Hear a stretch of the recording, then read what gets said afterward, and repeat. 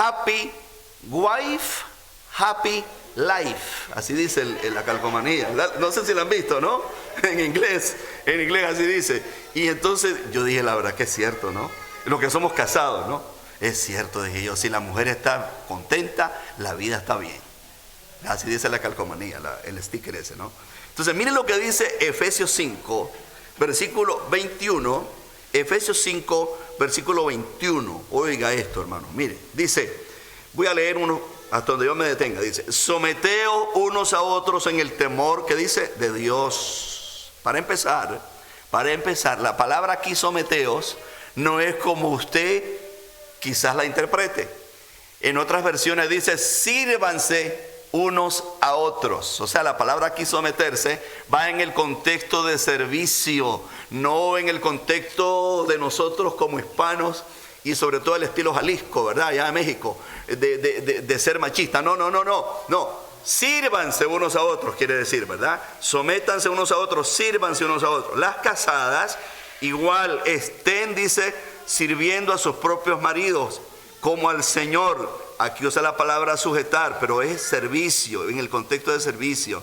Porque el marido es cabeza de la mujer, así como Cristo es cabeza de la iglesia, la cual es su cuerpo y Él es su Salvador. Ya vamos a explicar lo que significa ser cabeza. Así que como la iglesia está sujeta a Cristo, así también las casadas lo estén a sus maridos en todo. Cuando dice así como las mujeres, como la iglesia sirve a Cristo, es lo que quiere decir, ¿verdad? Hay otras traducciones que así dice, así como la iglesia sirve a Cristo, así las casadas deben de servir a sus maridos también. Maridos, amad a vuestras mujeres, así como Cristo amó a la iglesia y se entregó a sí mismo por ella. Eso significa amor sacrificial, ¿verdad?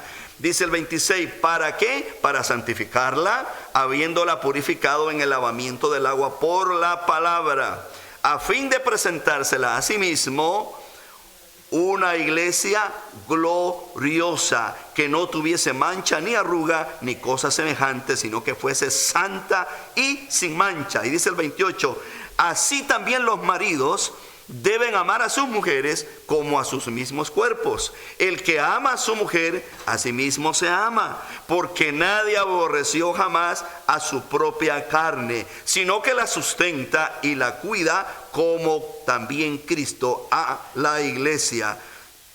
¿Por qué? Dice, porque somos miembros de su cuerpo, de su carne y de sus huesos. Bueno, hasta ahí.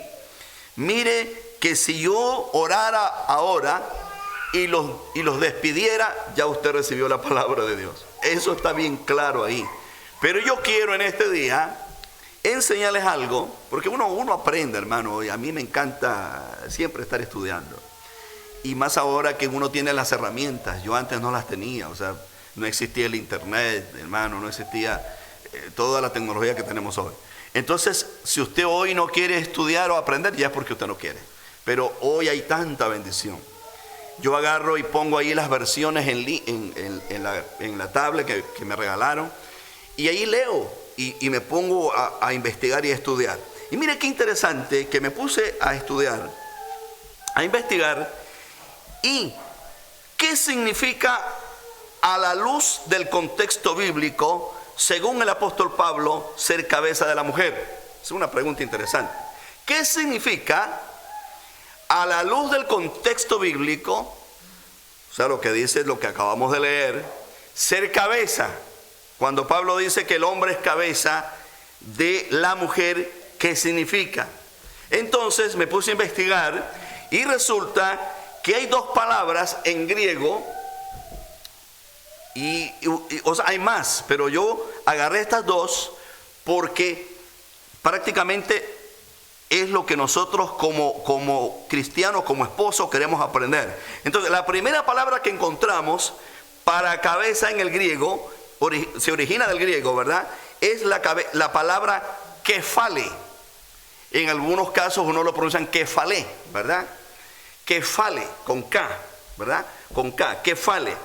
Esta palabra proviene del mismo origen, quiere decir de la misma naturaleza, del mismo origen. Así se traduce, kefale, del mismo origen, de la misma naturaleza. En otras palabras, Cuando Pablo utiliza aquí en este contexto que acabo de leer, en estos versos, utiliza la palabra kefale, cuando dice que el hombre es cabeza de la mujer. Y es importante que usted se grabe esto que le voy a enseñar, porque basado en esto va a depender el resto del contexto, para que usted se dé cuenta que hay veces nosotros, por no estudiar, por no investigar, sacamos las cosas de contexto y nos inventamos cualquier hermenéutica, cualquier invento, cualquier cosa, sacamos y hacemos doctrina. Y hermano, y nosotros hemos sido culpables en cierta manera porque, bueno, yo antes no tenía acceso a todas estas herramientas de estudiar. Y por eso pues yo creía que así era, porque los pastores me predicaban que el hombre era la cabeza del hogar, ¿verdad? Y entonces en el contexto nuestro es que el hombre es el mandón, es el jefe, ¿verdad?, de la casa. Y eso es lo que nos habían enseñado. Pero resulta que no es así. Incluso algunas hermanas la habían agarrado contra Pablo, el apóstol Pablo, ¿verdad? Decían, no, es que Pablo es machista y no queremos saber nada de Pablo. Pero sabe, hermano, que estudiando me di cuenta que no es así. ¿Sabe que la palabra kefale, que es la que Pablo usa en Efesios 5, 21, él está hablando del kefale del mismo origen? ¿Sabe qué significa? Cuando usted lee el Génesis, en los primeros versos del Génesis, cuando Dios crea al hombre, dice varón y hembra, que dice los creó.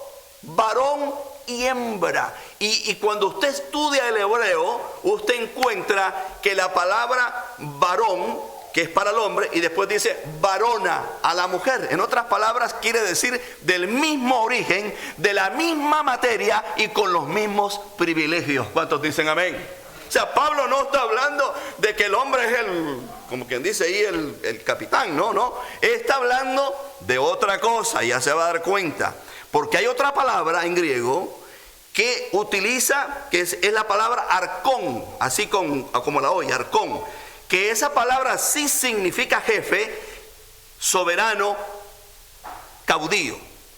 Esa palabra sí significa jefe, caudillo, arcón del griego, pero no la palabra kefale, que es la que Pablo usa aquí. Mire qué interesante. Entonces, hay una analogía que se toma del campo militar, para entender mejor esto. Esta analogía dice así, que a la hora del combate, cuando se organiza el ejército para la pelea, siempre usted ve que existe lo que se llama el raso común, después vienen los capitanes, después los sargentos, y así va en orden jerárquico, ¿verdad? Y el general va atrás, nunca va adelante el general, porque el general es el que va, como que dice, atrás dirigiendo, ¿no? Entonces, ¿qué pasa? ¿A quiénes se ponen al frente? Se ponen a los soldados rasos. Y se conoce en el campo militar como quien dice la vanguardia y la retaguardia, ¿verdad? Entonces, de ahí Pablo saca este concepto. Mire, qué interesante, hermano. Mire, ¿qué es lo que quiere decir kefale en este contexto, usando la analogía militar? Que los que van a la cabeza, fíjese, los que van al frente son los primeros que caen en el combate. Y cuando dice kefale, se está refiriendo, usando esa analogía, de que en la pelea los primeros que van a la cabeza son los que caen. Entonces, cuando nosotros leemos la Biblia en lo correcto, con el contexto correcto, entonces usted va a entender por qué es que la Biblia dice que Cristo se entregó. Así dice, adelante, ya lo vamos a leer. Cristo dio su vida por la iglesia, porque Cristo es, en ese contexto que Pablo lo pone, Cristo es el que se sacrifica por su iglesia, el que se entrega por su iglesia. Y no está hablando del que es el mandón, del que viene a dar órdenes, sino está hablando del que va al frente en ese sentido, el que se entrega. ¿Se da cuenta usted? Entonces, cuando yo leí eso, yo he comenzado a cambiar, hermano. Bueno, no es que era malo con mi esposa, ¿verdad? Pero he comenzado a cambiar todavía más. Lo que significa es que el hombre se sacrifica hasta dar su vida por su esposa. ¿Qué le parece? Increíble, hermano. Y utiliza el contexto de que Cristo se entregó. O sea, kefale no significa haz esto, haz lo otro, levanta, pásame un vaso de agua, haz esto. No, kefale es que va al frente en la pelea y es el primero que entrega su vida. Se sacrifica. Eso es lo que significa. Por eso Pablo, cuando yo leía esto, y yo con mi ayuda ahí, con el Espíritu Santo y buscando a Dios, yo lo he predicado y lo he enseñado. Hay mensajes por ahí que están. Y no estaba tan mal, fíjese. Pero como yo no tenía las herramientas, pero ahora sí las tengo. Porque solo voy al internet, hago un clic y le pongo ahí, explíqueme desde lo griego original qué significa cabeza, ¡pum! Y ahí me tira todo. ¿Cuántos alabamos la gloria del Señor? Mire qué lindo, hermano. Bendito sea Dios, gloria a Dios. Hay que utilizar la tecnología en lo correcto. Y entonces, claro, dije yo, wow, aquí está. Ahora vamos a entrar ya al mensaje, solo estamos en la introducción. Mentira, hermano, ya voy a terminar. Ok, dice el versículo 25, quiero que usted se vaya al versículo 25 de Efesios 5:25. Mira lo que dice: maridos, amad a vuestras mujeres. Oiga eso, servirles quiere decir en otra versión. Hay una versión que se llama la Biblia para Todos. La versión La Biblia para Todos dice: maridos, sirvan a vuestras mujeres, ¿verdad?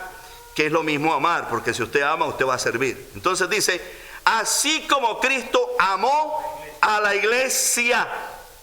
Ahora, en el verso 26 dice algo muy interesante. Después que Cristo se entrega por la iglesia, porque Él es el cabeza, es el que fala, el que va adelante, así como Él se entrega, dice que lo hace para santificarla, para purificarla por el lavamiento del agua por la palabra. ¿Sabía usted que cuando yo vi esto, yo digo, wow, qué interesante?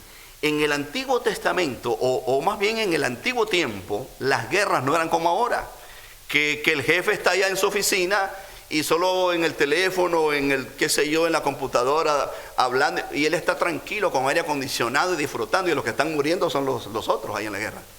Antes no era así. Antes era el rey que iba adelante. ¿Qué le parece? El rey iba adelante y el pueblo lo iba siguiendo. Y él iba dirigiendo la batalla. Y el rey iba peleando adelante. Usted lee eso en el Antiguo Testamento y va a encontrar eso.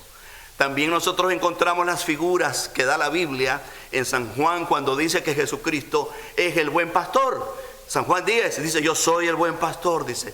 Y el buen pastor su vida, ¿qué dice? Da por las ovejas. ¿Qué es lo que quiere decir? El pastor va adelante y las ovejas lo siguen. El pastor no es que va empujando a las ovejas. Y si aparece el lobo, como que dice, se comió la oveja y el pastor ni cuenta se da porque el pastor va atrás. No, el pastor va adelante. ¿Cuántos dicen amén? Entonces, lo que quiere decir es que el primero que se entregó, el primero que se sacrificó fue Jesucristo. Y eso es lo que quiere decir. La Biblia dice que dejó su gloria, se hizo hombre y se entregó por nosotros. Filipenses 2. Traduciendo eso significa que Jesús se desacomodó, dejó su gloria, se rebajó y se convirtió en el buen pastor. Y él dijo: el buen pastor su vida da por las ovejas.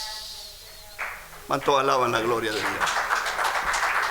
En otras palabras, mis amados padres, sobre todo que están aquí,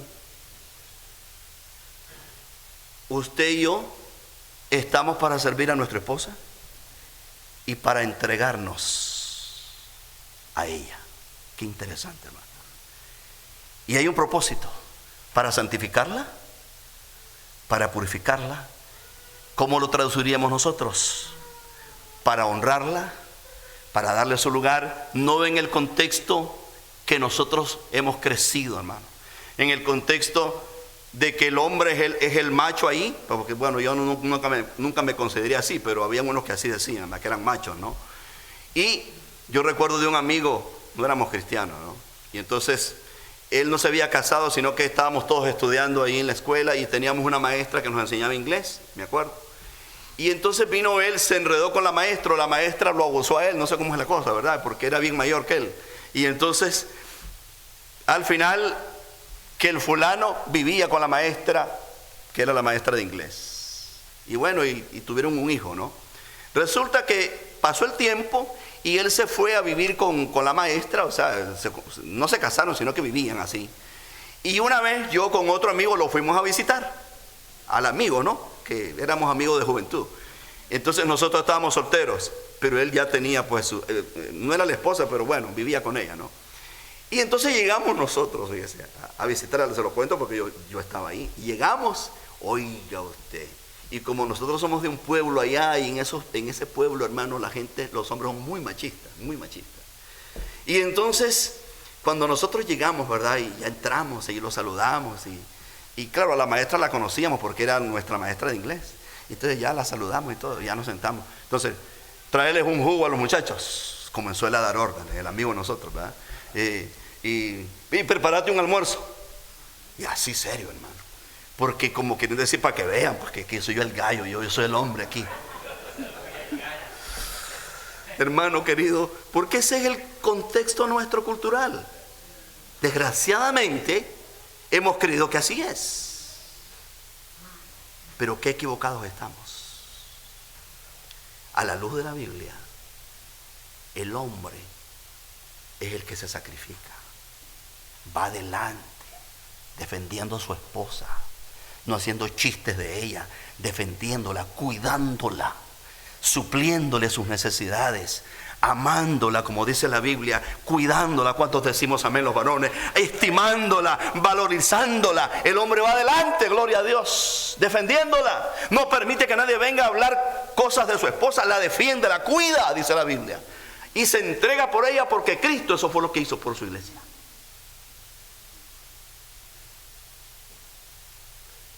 Por lo tanto, ¿cuál es el propósito de todo esto? Vea lo que dice el verso 27. El propósito es, dice, a fin de presentársela a sí mismo una iglesia que dice gloriosa. En otras palabras, el marido, al entregarse por su esposa, al defenderla, al cuidarla, al honrarla, se está, y hay otra, esa versión que le cuento, la Biblia para todos. ¿Sabe cómo traduce esto? Dice, a fin de regalarse una esposa linda para él. Aleluya. Para el marido. Entonces, cuando usted la cuida, hermano, cuando usted la estima y usted la valoriza, ¿por qué es que la Biblia habla todo esto? ¿Sabe por qué? Porque la mujer fue creada en ese contexto y Pedro la pone como el vaso frágil. Así la pone Pedro, como el vaso frágil. Hay veces cuando nosotros leemos la Biblia, yo quiero decirle algo muy interesante. La versión que nosotros tenemos, y no solo la que tenemos, todas las versiones modernas, incluyendo el francés, el inglés, el portugués, sobre todo las lenguas que vienen del latín. ¿Sabe por qué al leer estas versiones y leer en estas lenguas, incluyendo el inglés, presentan a un hombre ahí machista y un cuadro machista? ¿Sabe usted por qué? Porque el que tradujo del griego al latín, que fue San Jerónimo en el año 250 más o menos de nuestra era, él tradujo del griego, de los originales que eran los escritos griegos, lo tradujo al latín, y es lo que nosotros conocemos como la Vulgata Latina. ¿Sabe que todas las traducciones que surgieron después agarraron de la Vulgata?